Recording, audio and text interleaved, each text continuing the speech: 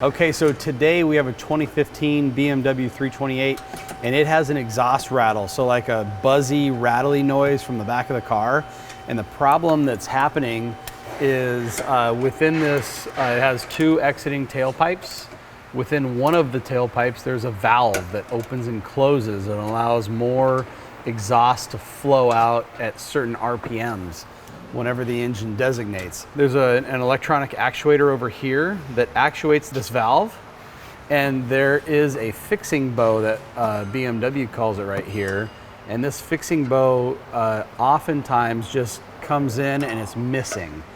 So we just reinstalled a brand new fixing bow. They're cheap, they're like 12 or 13 bucks. So this actuator is moving this valve on this side of the tailpipe.